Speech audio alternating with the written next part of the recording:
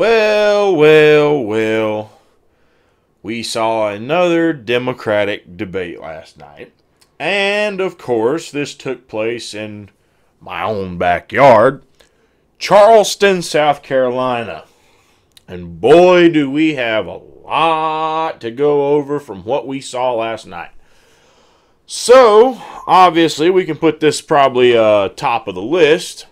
Something was off with that audience last night. Mike Bloomberg seemed to be extremely popular, huh? So when people would attack Bloomberg, they'd get booed. When Michael Bloomberg would try and attack them, he would get massive cheers from it. Something seemed a little off there to me. So of course, Bloomberg has spent a lot of money. Certainly has tried to, buy his way to becoming popular in this race. But, I don't live in Charleston. I'm actually a decent, pretty good bit away from Charleston. But it doesn't really matter because I do live in this state, and unless I'm missing something here, I'm not really picking up on all that much enthusiasm behind Michael Bloomberg here. Maybe we'll see what Saturday's results show, but certainly seems to me something stank about the crowd that we heard last night during that debate. That being said, watching the debate, multiple times watching it, I had flashbacks to 2016 Republican primary debates. And what I mean by that is this: nothing but an absolute shit show and a shouting match. And we saw it multiple times throughout the night last night. For a party seemingly running on the message of we must all come together to beat Donald Trump, they weren't coming together very well at all. They were bickering like kids. And speaking of bickering kids, let's talk about Pete Buttigieg. Good old Mayor Pete was perhaps one of the most pathetic things I've seen on a debate stage in quite some time. He was so desperate. He was so desperate. Kyle Kalinske has this way of describing him over on Secular Talk, where he refers to him as a scared little boy. I think it honestly fits. Looking at what Pete did last night, wow. Yeah. Scared little boy, I would say, is pretty accurate. He was doing anything he could, interrupting constantly. Okay? Now, I want you to think about this for a moment. Moderators obviously try to not let people go over too far over their time. Supposed to keep it on course, keep it on track. If you keep interrupting, they're supposed to say something to you. They're supposed to say, hey, let so-and-so finish. But let's be honest here, people. They tend to give a lot of leeway, huh? Especially if you're someone the establishment kind of likes. The establishment kind of likes you. They tend to give you even more leeway on the debate stage. They also tend to just give you more questions on the debate stage. So you know it's bad when the debate moderators are literally having to tell Pete to basically shut up, stop interrupting, be quiet, and let other people talk, Pete. We weren't talking to you. Go back to the wine cave. When a debate moderator is having to shush Pete Buttigieg, you know it's bad. You know it's bad. Okay? So the arguing and the bickering all throughout the night, just constant, just blah, blah, blah, blah, blah, blah, blah, blah, blah, blah, all night long. It's absolutely ridiculous. Honestly, I needed alcohol to be able to continue to watch it because you get alcohol, so it halfway become entertaining to some degree. That certainly was not something I was just going to be able to sit there and watch sober and continue to watch, because eventually my mind would have said screw this and turned it off at that point. We heard a lot of the same old from a lot of the candidates. Pure and simple. I mean, that's where I stand on it. That being said, a couple of comments that I would like to point out that I heard last night. Took to Twitter for these two in particular. Okay. Number one, Mike Bloomberg. Maybe this was his way of sarcasm, joke, sense of humor. Or it's hard to tell because the man didn't laugh, really. And he is such a pompous, egotistical ass. It's very possible he really believes this. But he came on the stage later towards the end of the debate and actually had the stones to say he's surprised certain people are on the debate stage because of how bad he beat them last week. What? Oh, for the love of God, what debate did you watch?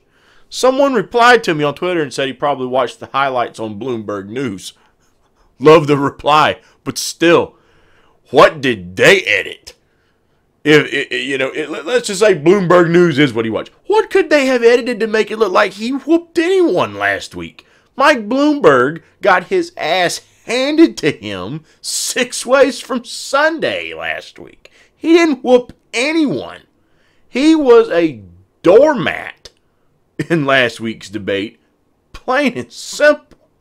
Okay, he just got walked all over. He didn't beat anyone. If anything, Mike, I'm surprised you showed up to the debate after the trouncing you got. Of course, you're a billionaire and you have an ego, so it's going to take a few slapping down sessions before it really sinks in past that thick head and that ego, huh? But someone else made a comment, and it stood out to me very well. I was watching Big Talk, Little Talk's coverage of the debate last night as well. And I commented this. Closing statements, they were supposed to tell, like, what is a misconception about you, right? And, of course, Elizabeth Warren, when it came time for her, I was right there in the comment section chiming in. Israel was quick. He got it right out. What's a misconception about Elizabeth Warren? And Israel just right off the bat, that you're Native American. I hit the comment section. Yeah, that you're Native American. Your dad was a janitor. And then there's one more misconception. And I tweeted about this long before we ever got to the misconception segment. Long before we ever reached there. Elizabeth Warren came out again last night when the whole thing about, gender equality came up. When I believe it was during her spat with Bloomberg. Okay. Something that got her heavily booed by that massive Bloomberg crowd. She went on to again try to pull at the heartstrings by telling her very passionate, very heartfelt story about why she lost a job as a special needs teacher. Now, for those who may not have paid attention to the segment where she said that, let me jog your memory as to what she says happened. And she also said this in 2018, by the way. She claims that when she became a special needs teacher, she became pregnant during the course of that school year. And due to the fact that by the end of the year, she was visibly pregnant, the school fired her because, well, we can't have a pregnant lady as our teacher. Now, that was her story last night. That was her story in 2018. But what's the misconception?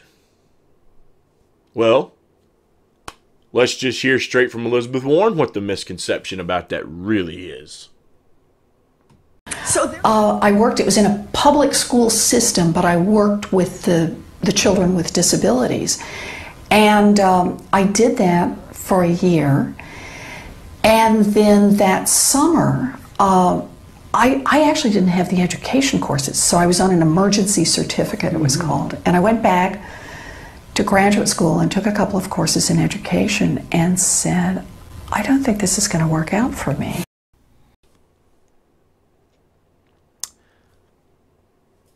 So, once again, we see the true colors of Elizabeth Warren. For anyone who thought she was trustworthy, well, I'm sorry. She wasn't. I'll be nice. I won't try to insult. But she is not trustworthy. She's not trustworthy at all. Okay? Either she was lying about 10 years ago in that clip you just saw, or she's lying today. Now, which is it? I know which one I'm more inclined to believe. Why? Because her story 10 years ago actually sounds like a thing of circumstance, events. She was brought in to do it on an emergency certificate.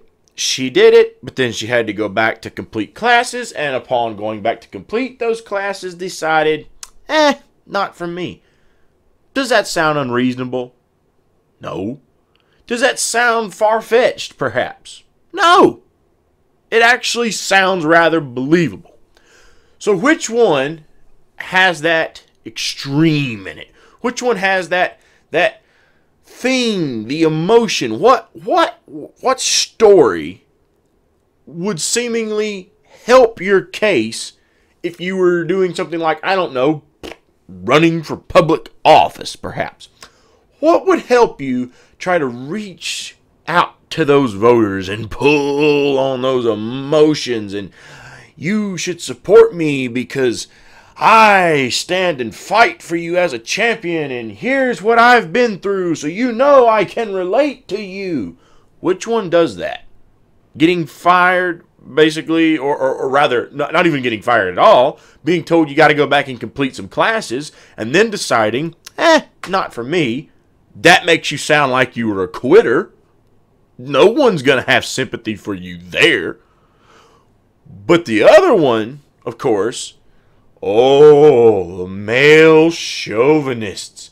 Those dirty, rotten males that just hold a woman down and demean her for her natural function of giving birth to a child. And because her belly gets big, we don't want to look at her because that's just not appealing, is it? Which one is going to pull at the emotions? Very clearly, it is going to be the one that says she was fired for being pregnant.